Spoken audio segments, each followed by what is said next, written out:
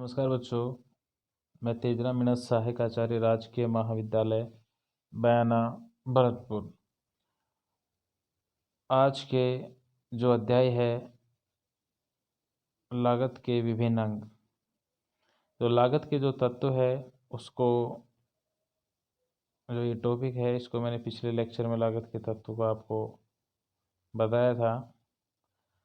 अब जो हम अध्ययन करेंगे वो इससे अगला है लागत के विभिन्न अंग। लागत के विभिन्न अंग जो टॉपिक है,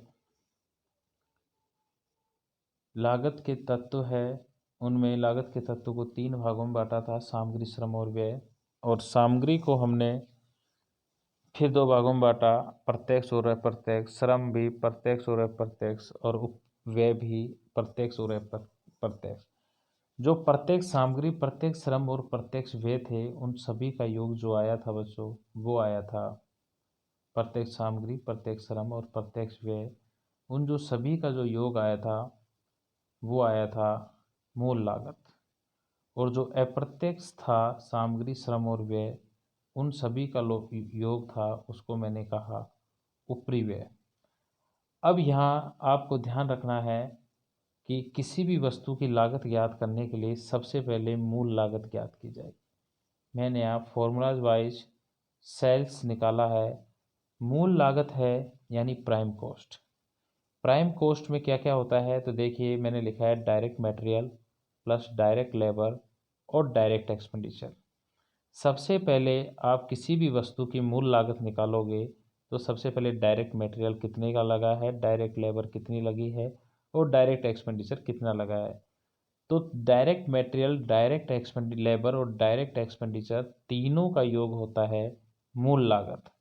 और मूल लागत में यदि हम, यानी प्राइम कॉस्ट यानी मूल लागत, प्राइम कॉस्ट में यदि हम फैक्ट्री ओवरहेड, कारखाने से रिलेटेड जो खर्चे हैं, ऊपरी व्यय हैं, उनको जोड़ देते हैं तो हमारा क्या आ जाता है, वर्क कॉस्ट। वर्क कॉस्ट को फैक्ट्री कॉस्ट भी कहते हैं, यानी कारखाना लागत। अब कारखाना लागत जब आ गई तो कारखाना लागत में यानी वर्क कॉस्ट में यदि हम ऑफिस ओवरहेड को जोड़ देते हैं तो हमारी आ गई कॉस्ट ऑफ प्रोडक्शन, यानी इसको हम ऑफिस कॉस्ट भी कह सकते हैं। और कॉस्ट ऑफ प्रोडक्शन में यदि हम ओपनिंग स्टॉक को प्लस कर देते हैं और क्लोजिंग स्टॉक को घटा देते हैं तो वो हमारा हो जाएगा कॉस्ट ऑफ गुड्स सोल्ड, बेचे गए माल की लागत। यानी कॉस्ट ऑफ प्रोडक्शन, इतने का प्रोडक्शन किया और इतना पहले का माल था और इतना माल अब हमारे पास बच गया, तो जो माल हुआ वो हो गया बेचे माल की लागत। और बेचे गए माल की लागत है, यानी इसको टोटल कॉस्ट कैसे निकालेंगे, यानी बेचे गए माल की लागत में कॉस्ट ऑफ गुड्स सोल्ड, बेचे गए माल की लागत में सेलिंग एंड डिस्ट्रीब्यूशन ओवरहेड जोड़ दोगे तो आपने जो माल बेचा है उसकी कुल लागत हो गई। और कुल लागत में आप प्रॉफिट जोड़ दोगे तो वो हो गया आपका विक्रय मूल्य। तो ये जो मैंने आपके सामने जो डायग्राम बनाया है, ये है कुल लागत और विक्रय मूल्य किस प्रकार निर्धारित किया जाता है। तो सबसे पहले लागत के जो सभी अंग होते हैं, उन अंगों के आधार पर मैंने यहाँ डिस्ट्रीब्यूट किया है। सबसे पहले मूल लागत निकालेंगे, यानी मूल लागत को इंग्लिश में कहते हैं प्राइम कॉस्ट।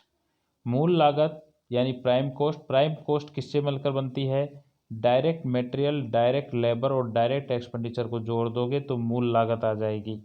और मूल लागत में यानी प्राइम कॉस्ट में यदि आप फैक्ट्री ओवरहेड यानी कारखाना उपरिव्यय जोड़ दोगे तो आपकी कारखाना लागत आ जाएगी, या वर्क कॉस्ट भी कह सकते हैं।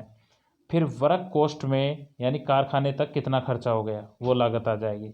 अब कारखाना लागत में यदि आप कार्यालय उपरिव्यय, ऑफिस ओवरहेड जोड़ दोगे तो कॉस्ट ऑफ प्रोडक्शन, उसके उत्पादन की लागत आ जाएगी, या कि ये माल है उसको उत्पादन करने में कितना पैसा लगा। अब उसके बाद में कॉस्ट ऑफ प्रोडक्शन में यदि आप ओपनिंग स्टॉक जोड़ देते हो और क्लोजिंग घटा देते हो तो जो माल आप बेच रहे हो उसकी लागत आ जाएगी। और जो माल आप बेच रहे हो और आपने उसको बेचा और उसको ग्राहक तक पहुंचाया, उसमें अगर सेलिंग एंड डिस्ट्रीब्यूशन ओवरहेड जोड़ देते हो तो आपकी उस माल से रिलेटेड टोटल कॉस्ट आ जाएगी कि वो माल आपने बेचा वो आपको उसकी लागत कितनी पड़ी, और उसमें अगर आप प्रॉफिट जोड़ दोगे तो वो आपकी सेल्स आ जाएगी। तो धन्यवाद।